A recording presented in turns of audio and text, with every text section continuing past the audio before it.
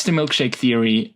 When did you start that? And what is this all about? Yeah, so I started talking about it in 2018, first time, and then I kind of really started hammering it home in 2019. And essentially, it was my belief that for the first time in 40 years, interest rates were going to rise. I thought that that would make the dollar stronger because as interest rates went up in the U.S., you would get paid more to deposit your money in the United States. And I felt that for a number of reasons, some of them deserved, some of them not deserved. The United States has the straw, and when the rest of the world would print money, the United States would suck up all that capital into their own markets. And that is largely what has happened over the last, call it 6 or 7 years. The United States has attracted more capital than any other country in the world. Now, I thought that it would also lead to a global sovereign debt and currency crisis.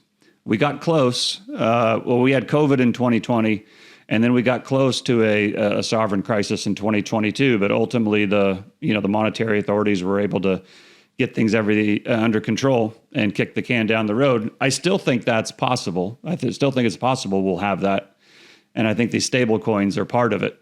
But that was essentially what the milkshake was. The name came from a movie called There Will Be Blood about this oil executive who would.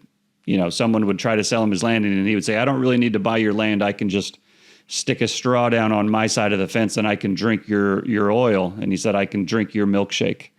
And so that's where the name comes from. And I think for many reasons, as I said before, both deserved and undeserved, the United States tends to drink the rest of the world's milkshake.